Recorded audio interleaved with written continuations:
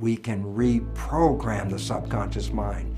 You can eliminate the programs that are detrimental or sabotaging you or taking you away from your goals and aspirations, and replace them with programs that will encourage everything you want in life.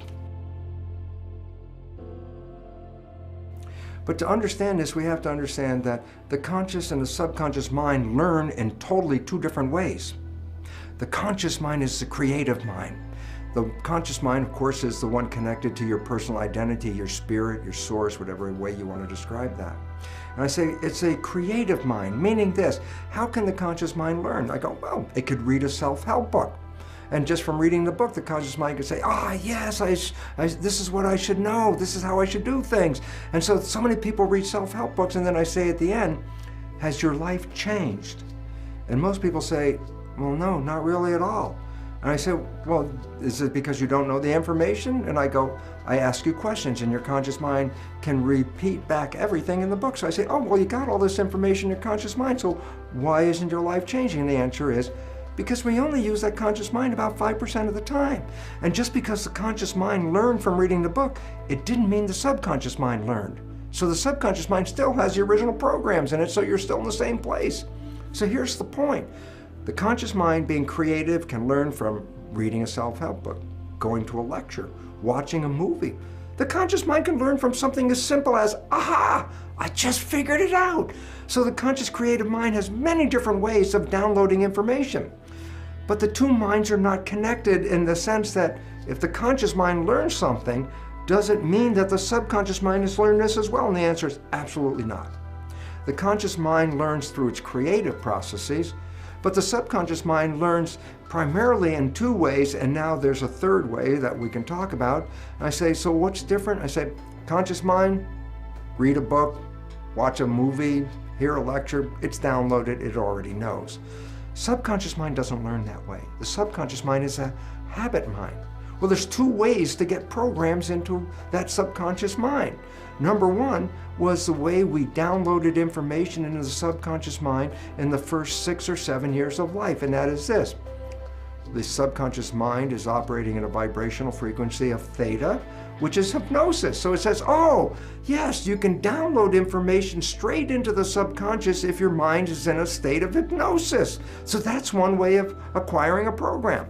I said, well, the first 6 or 7 years, that's brain of a child is predominantly operating in theta hypnosis, but now you're older, now what do? I go, well, here's an interesting fact. Twice a day, your brain goes through a period of theta vibrational activity. Twice a day, your brain is prepared to download information through hypnosis. I say, well, when does that occur? Well, remember, there are vibrational frequencies that ramp up. When you're sleeping, you're at the lowest vibrational frequency called delta. As you start to wake up, but you're not fully awake, that's twilight reverie. That's where you're just waking up and everything. You're still in a dream world, you're in the real world, you're mixing the two. That's a period called theta. So you go from dead sleep, delta, as you begin to wake, the vibrations start to go up and you're in theta. So there's a period of theta where hypnosis can occur. But as you get more awake, theta gets to a higher vibration. Alpha, that's calm consciousness. You're just waking up. You're doing your routine chores of getting ready to leave the house. And by the time you're getting ready to go to work or at work, your brain ramps from alpha, calm conscious, to beta, which is the active consciousness that we usually engage in the busy world in which we live. Well, then you come back home. Well, you've been operating in beta at work, and guess what? You come home, you start to calm down, your brain slips into the lower vibrational frequency, alpha, calm consciousness, and as you start to get ready to go to bed, guess what? From alpha, it drops down to theta as you start to fall off to go to sleep. And when you finally are in sleep, you go from theta to delta. So that means as you're going to sleep, as you're going from the alert state to the sleep state, you also pass through theta. So twice a day, your brain is engaged in theta. On the way in waking up, going from delta to higher vibrations, you pass through theta. On the way of going to sleep, you go from higher vibrations to delta and again pass through theta. So twice a day, your brain is in a state where it is in a state of hypnosis theta. And this is where you can use subliminal tapes to reprogram your subconscious mind. As you go to bed, if you put earphones on with subconscious programming to change whatever behaviors you want to change, as you're going to bed, those earphones on your head, as you go into theta, your alpha consciousness is now disappearing. You're in theta, and in that period of theta, which is twilight reverie, the recording of the tape is being downloaded straight into the subconscious. And that's how subliminal tapes work. So if you want to change a program, you can select a tape that will have the program that you desire to put into your mind. And every night as you go to bed, just put the earphones on, and you will be in a process of self-hypnosis. Hypnosis is indeed the first way the subconscious mind learns. But after you pass 6 or 7 years of age, the subconscious mind learns in a different way, and that is called habituation. Meaning, if you repeat something and repeat it and repeat it, the subconscious mind will download it and make it a habit. So for example, you wanted to learn the ABCs. How did you learn the ABCs? You started A, B, C, D, E, and then you couldn't remember, and then you start A, B, C, D, E, F, G, and you repeat it, and finally you get to Z. And guess what? After repeating the alphabet hundreds of times, there's a point where now it's part of the subconscious, so guess what? It's now downloaded in your mind. If I ask you to give me the sequence of the alphabet, you can simply rattle off unconsciously A through Z without even thinking about it. Why? You created a habit that downloaded the alphabet. So, after you're 6 or 7, and you want to change programming your life, a way of doing it is the conventional way, is creating a habit, repeating something on almost a religious level. Let me just make it clear. A sticky note on the refrigerator is not a habit. A sticky note on the refrigerator is more or less a wish. Every time you look at it, I wish that would be true, but that's not a habit. A habit means you have to do something and repeat it and repeat it and repeat it.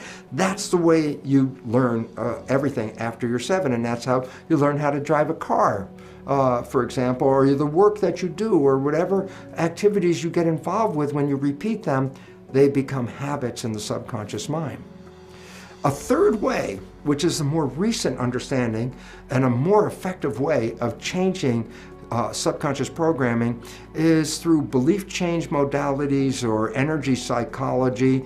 These are collectively processes by which you open up the mind into a state of superlearning, where you can download information virtually instantaneously and rewrite programs in a matter of 10 minutes even. A program that's been affecting your whole life, you can rewrite that using these new belief change modalities and creating downloads of new behaviors in matters of minutes.